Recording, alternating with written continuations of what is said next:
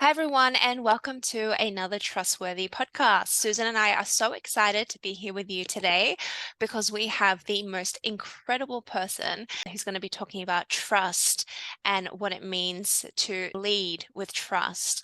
So, I want to introduce Erin Duffy, founder, CEO, and coach extraordinaire of Inspiration Squared. Welcome. Thank you, Cristina and Susan. It's lovely to be here. Thank you so much. So I'm super excited to jump straight in and ask you the role that trust has played in your growth and in your career development. Well, I would have to say trust has been part of that entire career development now that I think about it. I worked in corporate America for a good 25 to 30 years. And then after that, created my business. And when I look back in creating my business, the first thing that comes to mind when you ask that question is how much I had to trust myself when I made the decision to leave corporate America and then decide to start my own business and starting that business based on just an idea. I didn't leverage anything. I didn't work with somebody else other than my coach, but I didn't have a partner or anything. And I just trusted that, yeah, let's do this. And honestly, Christina, Susan, it really came down to Erin really reaching inside and finding out what I stood for, what I valued, what excited me the most about what I do and what I can give back. And it was through that I was able to say, okay, let's try this. Let's see if it's worked. Because I will say, when I made that decision and said, I think I'm going to do this, said it to my husband, he was the first, I knew I could always go find a job. And that, ladies, was a big piece of trust, because there's also that imposter syndrome that many of us carry, that we think as soon as we leave, I'll never find a job. No one will hire me. Who will want to hire me? These are the things that go on in our head. And for me to say, I think I'm going to try to build this business based on an idea, what I told myself was, Erin, you can always find a job. So why not just try and build your own business? And that was a huge, huge step of self-trust in myself. So I absolutely love that. And I love the fact that you took the time to go inside and really figure out what you loved and excited you. Let's go into that a little bit. What happened in you? Because this speaks to self-confidence, and this speaks to really putting yourself out there and showing up in a certain way because you believed in who you are and what you do. Were there any tools that you used or strategies that you used to get you to that point? Because not all of us are able to necessarily do that. I remember thinking sometimes, like, can I? But you sound so clear that you were able to really tap into that part of yourself. What got you there? Well, Susan, great question. And I will have to say the first step actually happened before I decided to leave my job. I really loved my job. I worked at a creative agency for over 25 years, started from the bottom, grew all the way up to being an executive in the agency. Loved my job, but, noticed over a few years prior to me making that decision to leave, things had changed big time. Just everything that I fell in love with, being in an agency and serving my clients started to wane. And I would say about 5 months before I actually made the decision to leave and say, I'm done, I'm going to go figure out what next, is I was actually really miserable. To be very honest with you, I was not happy. I was sad, which was unusual for me. That's not me. I tend to be very positive and, glass half full all the time and always find the joy. But I was not finding any joy in what I was doing. And I remember sitting down one day and just asking myself, Erin, what does excite you about your work? And when I just sat down and thought, what drives me? What excites me? What gets me out of bed in the morning? And I came up, with the top 5 things. And then I looked at that list and realized only one of them was showing up. And that was the moment when I realized, okay, something's wrong. It's time for you to go. Because when you can tap in to what uniquely excites you and what gets you out of bed in the morning, what brings you joy in your work, when you personally can figure that out and then you look at it, that gives you so much information that it's time to either evolve in your job, change your career, move to another area, because you're looking in at yourself. And again, that's you trusting your own unique self and not relying on other people to tell you how you should show up or how you should feel. And that tool, Susan, was the thing that catapulted me out of corporate. And it was also what I trusted as I was on this journey of figuring out what next. That was the first thing I used. It's like, I have to have these 5 things, which, by the way, in my practice, I call them your non-negotiables. If you don't have these 5 things, whatever they are, because the 3 of us, it's different for the 3 of us. And everybody listening here, no one has your 5 things. And when you see that, you call them your non-negotiables. They really empower you. They give you the power you need to choose what you want for your career and really for your life. And so that was sort of the driving factor. And then I would say some of the other things was just taking a step back and deciding what I liked and what I didn't like. By the way, that changes in our career all the time, because we're evolving, we're growing. What we used to do 10 years ago, we don't want to do that anymore, right? We've done it. And when you're able to say, I love this, this is what I love. And just as powerful, what discourages you? What demotivates you? What takes the air out of the room for you? And when you're able to see both sides of that picture, that also empowers you to own your decisions, to own your career, and own the direction you're going in. And both of those things were very empowering to me as I went down this journey of deciding, do I go back to corporate or do I create my own business? That's incredible. I feel like there is such a story of self-discovery there, but also of confidence. You almost have to trust yourself and have the confidence or the courage to explore that. What would you say are the top 2 or maybe the top 3 questions that someone should be asking themselves if they don't know where to start, or if they don't have the confidence to jump into self-discovery? Well, the first, I always tap into what I call your inner game. It's really us tapping into who we are and what really defines us. And, just as us talking about what excites you, it's really asking, when we're not feeling focused or we're unhappy or bored, a lot of boredom out there, it's really taking a step back and asking yourself, why? And really looking in at yourself and wondering, why am I bored? What's missing? Because a lot of times when we climb up that leadership ladder, and as we're climbing up just, in corporate, in our professional ladder, we sometimes lose sight of those things that really truly define who we are. And if you can take the step back and we're just talking about what excites you, these are your individual things that excite you. It's also your passion.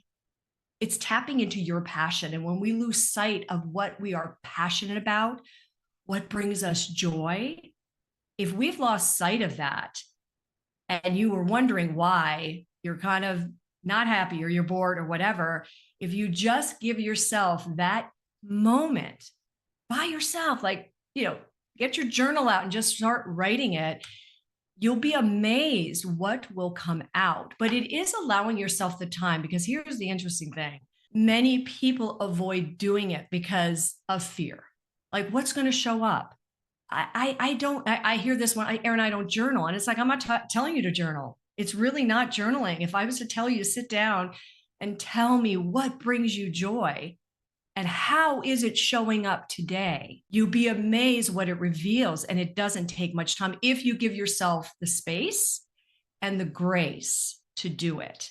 And many people fear that because they're afraid of what they're going to find out. And I said, what if what you find out enlightens you and gives you that courage to step forward saying, I forgot how much I love this. I forgot how alive and bright and cheery I was when I did this. What if that happens? What kind of courage do you think you gain from that? You gain an enormous amount of courage because you're empowering yourself. It's through your narrative and not somebody else's narrative. Because many people out there will try to tell you what to do, but we have to figure it out for ourselves. Wow.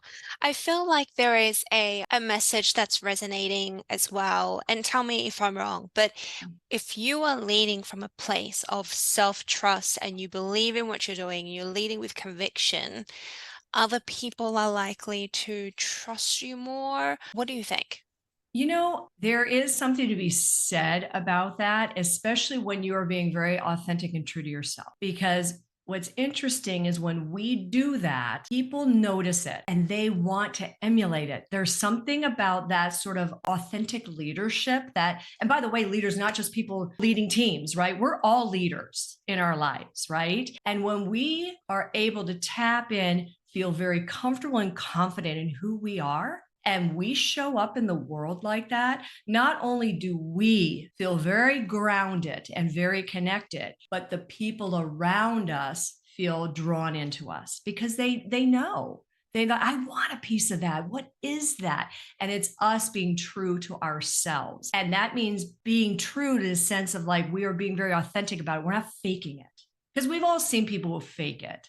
And many people do fake it. But man, there is nothing like when someone is showing up in their authentic voice and in their authentic story and being very present. Because when they're present, people know it and they're drawn into it. So I absolutely love that. And where it's leading and what it means is like really to me, taking a step back, really going inside, really figuring out who I am, what I love, where my passions are, and then lead or show up from that place. Talk a little bit, because I know we've all had it. I've had it where I am exactly who I am, which makes me a little bit vulnerable, and it doesn't work the way I expected. And I'm incredibly disappointed that somebody didn't join our team or buy in or want to collaborate with me or want to team with me. And yet I put myself on the line, and who you see is who I really am. What do you do with that? What does that have to do with trust? Well, again, you are trusting yourself. You are giving fully of yourself. The problem is that we will always run into people who don't want that, who are, I don't want to say threatened by that, but it puts them off because they are not as open and not as connected to who they are. And it can be uncomfortable because you're tapping into things to them that they are unable to do, because you've done that work and you're fully present. And in some ways, you are teaching them by being present and by being your authentic self and trying to pull them in. And they may not want it today, but they will remember. And maybe over time, they will evolve as well as colleagues, as leaders, what have you. It's just like when that happens, it's not necessarily about you. In more cases than not, it's about them. You have to come to it with grace. Just realize it's okay. Someday, they'll come to me, or someday this will work, or maybe not. But that's okay, because what I think is really important is us as individuals, if we can be fully present and be confident in who we are. And I'm not talking about egotistical. When we're confident and we know who we are, it's like we bring a level of presence that is very grounded, and it does pull more people in than pushes people away. So that should be really clear. And at least when we know that I did my best and I was hoping that person would want to be part of the team, but it looks like it might rub them the wrong way, or it's just not their thing, that's okay, because you gave of yourself. You were fully present because you're confident in who you are. And it's okay. Not everybody's, what do they say? I mean, it's like we can only get a certain percentage of people, and there's always going to be a percentage of people that are in the court that will never ever come with us. That's just known. But it's like, it's okay as long as you feel really good about, I brought myself to this conversation. I was fully present. I was excited about what we're proposing or what we're doing. And I love what our team is doing. And I'm sorry that, you don't want to be part of that. And you're letting go with grace. So Has there ever been a time, like that sounds so empowering and inspiring, that you just stay centered in who you are and how you show up and what you believe about yourself? Has there ever been a time for you where that didn't work and you were knocked down once, twice, three times? And how did you hold on to that, who you are, to show up? Like, what did you have to do to say, I'm going to go at it again tomorrow and really show my vulnerability, because I believe it's the right thing and it's ultimately will get me where I want to go. But man, I'm hurting and I'm disappointed and I don't know how I'm going to do this tomorrow. Like, how do you get from that disappointment and the hurt and the frustration to the empowered show up, be your authentic self when your authentic self is in pain? Yeah, great question. And I will have to say that is definitely a practice. And it's a practice of self-trust, to be honest with you, because those things are going to happen. It's just life, right? And I would say for me, I would say there was multiple times, especially when I was with the agency and working with various clients, across the board. I mean, like I say, I love working with clients and I love what we did to make them successful. But, there were times when, it wasn't like if we put a campaign together, we'd have a client say, no, this sucks. And I mean, literally, they would say, and, we've put our all into it, right? And we really listened to them and put our all into the campaign and we couldn't wait to present it. And then it was like, no, this is absolutely off. What were you guys thinking? And of course, because I was leading the team, I would take that personally in some respects. Like, they wouldn't know. I wouldn't have a reaction there, but I would take it personally, like, oh God, what did I do wrong? What didn't I communicate? What did we blow? And on the drive back, that's everything going in my mind to trying to think, what did I do? What did I do wrong? And it would take me coming back to the office and me sitting down with the team and us looking back of like, okay, what went well? First of all, I would always do that. Okay, first of all, what went well? Where do you think things went wrong? And then what I realized in that moment, because I was personally taking it, and that's something I would do. And I realized you've got to trust yourself and trust the fact that this wasn't a unilateral thing. You and a team put this together and you and the team are feeling this way right now. So let's get back to the room and figure out what went well, guys. Okay, where do you think we're off? And letting the team speak and me speak and realize I can't own this. And we as a team were able to trust one another, one, to voice our concerns, right? But also be able to put something together that we could address the issue. And then I would then, no joke, that would be a great ending. But even that night, I would still beat myself up, right? I'd be like, gosh, Erin, you could have led better. And it was interesting because it would take taking that step back to look at what was really going on and what happened to then show, wait, you showed up with this and you did this right. And you know what? I don't think we got this piece right or that piece, but I suddenly would be speaking we versus me.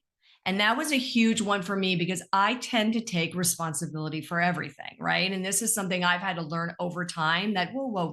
You got to reach out. You got to be part of the team. You're collaborating together and don't take the responsibility for everybody.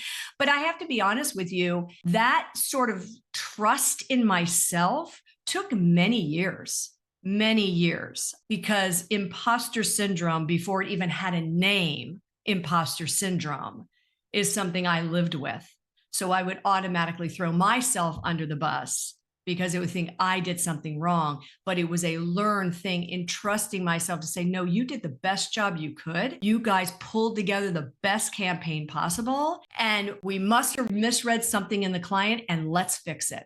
And that's what we did. It was a learned thing. And it is about trusting yourself, but also giving yourself room to take a step back and figure out, okay, how can I do better next time? What didn't I value at that time? Or what didn't I listen to, and not take the full responsibility for things? That was a big one for me. I don't know if that's a big one for most people, but I tended to hold the weight of things that went wrong.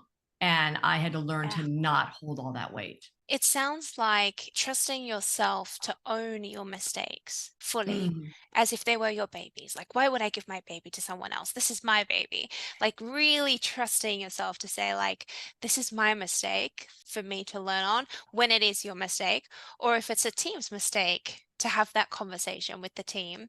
But knowing yourself enough as well to be able to separate what is a personal attack or feedback or criticism compared to a criticism on a thing, a deliverable, a situation. So I can hear some of that as well coming through the scenario that you shared with us. The amount of trust it also took for you and your team to unpack that conversation, unpack that scenario. What would you say, if we think about teams, would be the first step that you would take to start to build trust with a team? Oh, gosh, that's such a good question. My biggest thing with teams is to make sure everybody is heard and allow people to speak and everybody be able to speak at the same level. And what I mean by that is I've been in meetings before where people have been shut down in the middle of a statement by somebody higher up or somebody who might think they're better than the other person because they may have a master's degree and the other person doesn't. I mean, I've seen it all.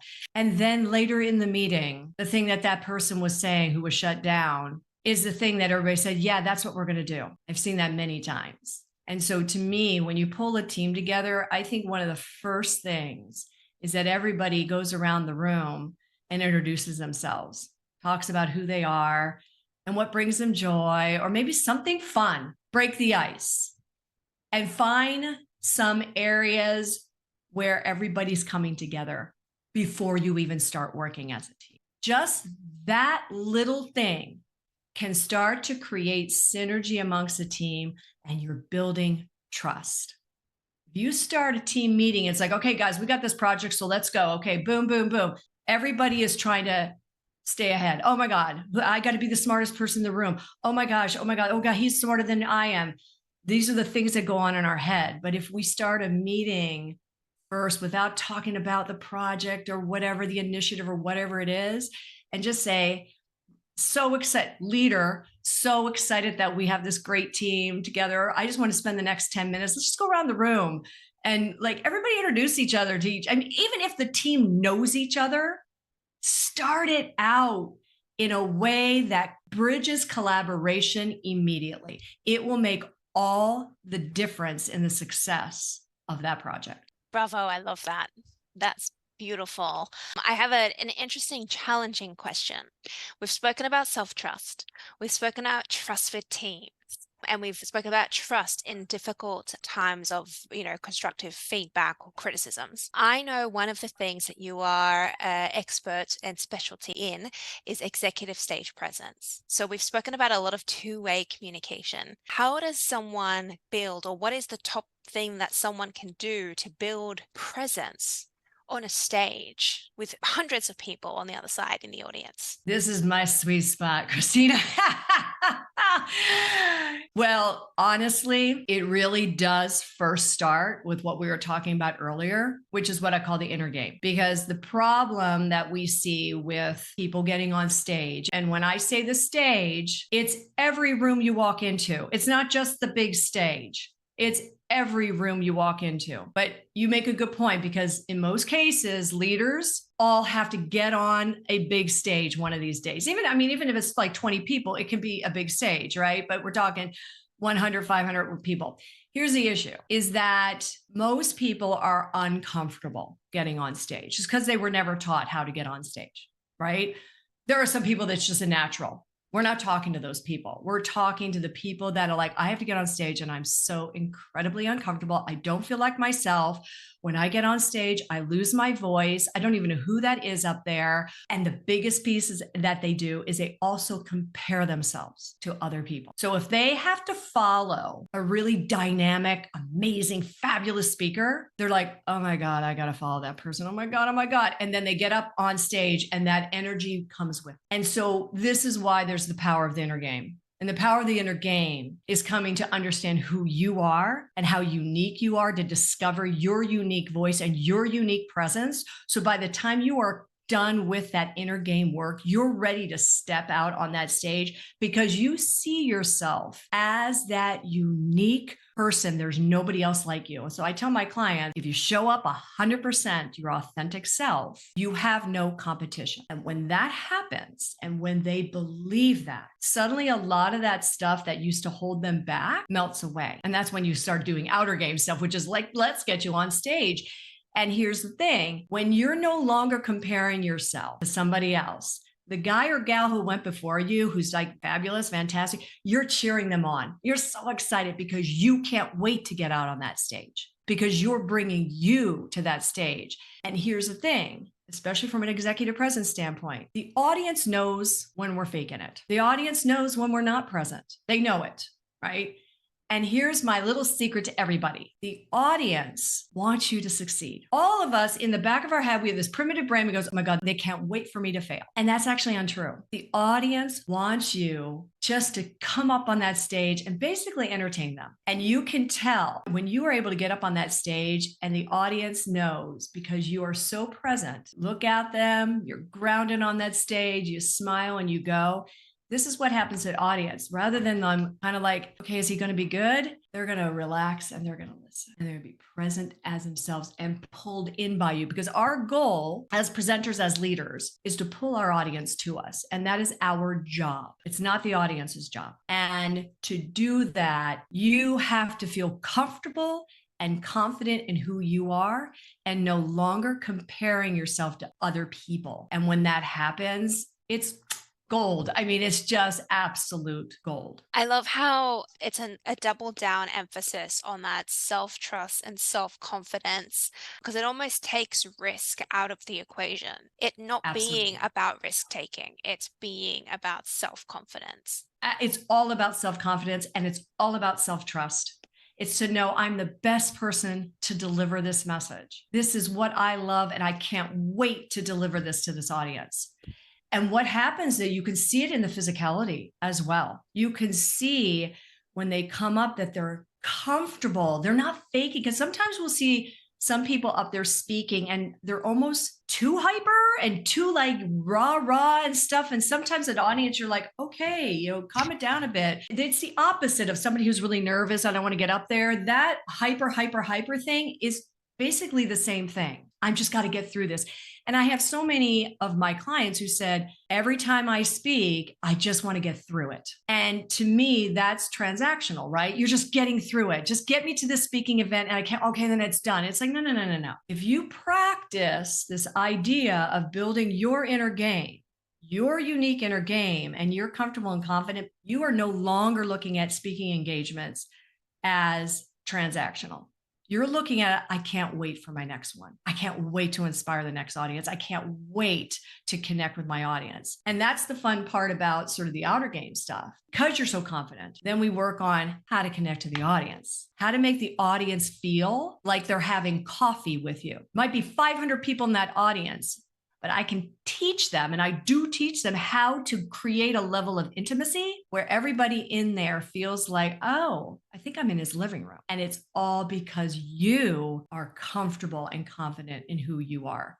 And you are just looking at the audience. You're not afraid to look at them. And that makes a huge difference. And that all because you have built such trust in yourself and you know you're the right person to deliver your message. I absolutely love about what you said is, I've done a lot of public speaking. I also have come up through sales and marketing where every minute of every day we're proposing on projects and in front of our potential clients and with 2 to 5 to 10 people in a room. And when you said, people are really rooting for you, they really want you to be there. It is so important as you go into those pitches to believe that they really are looking for you to succeed because it'll make their decision a whole lot easier. They're not like when you said that, I'm thinking, oh, if I only had that mindset I know. when I was going and making my presentations, But they actually were on my side. They wanted me to make their job easier. They And really if I do. had, yeah. So it doesn't need to be the 500 person audience, which happened, but it could be when you're meeting with a team, you're meeting with the board of directors, you're meeting with the leadership team, to explain what your group is doing. That whole approach and doing the inner work and then the outer work is really what gives you a home run. Absolutely. And that's why I tell people that your presence, when I talk about your presence and being on stage, and I say being on stage because to me, my theater background, but it's true. Every time you walk in the room, you are on stage. Okay. And it's about being present. So it's not even just about when you walk on that stage, or Susan, when we walk up front of the room and we're presenting, our campaign or whatever. It's as soon as you shake that person's hand walking in the room, or you come into that room and you're sitting down at the conference table, are you fully present? Are you bringing Susan to that room? Are you bringing Cristina to that room? Are you bringing Erin to that room? Or are you hiding a bit of yourself? And are we asking ourselves at that moment, how are we building trust with Absolutely. our audience, whether it's one person or 500 people? Like Absolutely. our job is to build that trust. It is a lot, and you are building trust. Like when you walk in that room and you're fully present, and let's say you're going in, right, for a pitch, right away, your client is already starting to go, okay, this team's I really like that Susan. They're saying this in their head. They're not saying it out loud, right? But you're building confidence and you're building trust in that room the minute you walk in. So as soon as you start getting up there to pitch and you've already connected with all these people, you're able to look them in the eye as if you've known them for a while, right? Because in a way you have, because you've been putting together a pitch or something for them, or some sales campaign or whatever it is. And you're looking at them because you are comfortable. You trust yourself to be able to look them in the eye, and what you're about to propose is the best thing for them. And you hit it right on the nose. They want us to succeed, right? They want that. God, please, they know they have a problem. You can solve it. And they're like, holy cow, they can solve my problem. I feel so confident in these people because they delivered, and I feel like I'm connected to them. You built that connection. You did it because you walked in that room and you were present, and you were able to do that because you trusted yourself to know that there's no other Susan out there. It's you. And that's who they want. They don't want a copy of somebody else. That's what everybody worries about. They continue to look at other people like, oh, I wish I was more like him, or I wish I was more like her. And it's like, no. They don't want you to be. They want you. And when we have the self-confidence in ourselves and trust ourselves enough to be fully present, it's amazing what will happen to the other people in the room. Love this conversation. I feel like we have gone from micro to macro to micro, which is such a beautiful story because it all comes back to self-trust, self-actualization, which is so important, especially with everything that's happening in today's society, with all of the pressures, with social media, with clickbait, with beauty standards, absolutely everything, so many different things that are prompting us to look outwardly. And you're reminding us that we have to start inwardly. So thank you. That is so special. That is so important. And I want to thank you for today's session because we've had the privilege of getting to know you over time, and we have recorded another session where you share some more sneak peeks and your story, which we also want to share with all of our audience as we continue down our journey, because there's so much wisdom that you bring to the audience. So I just want to stop by saying thank you. We appreciate you. We appreciate your presence. And we just can't wait to have all of our audience engage with your wisdom and also reach out to you.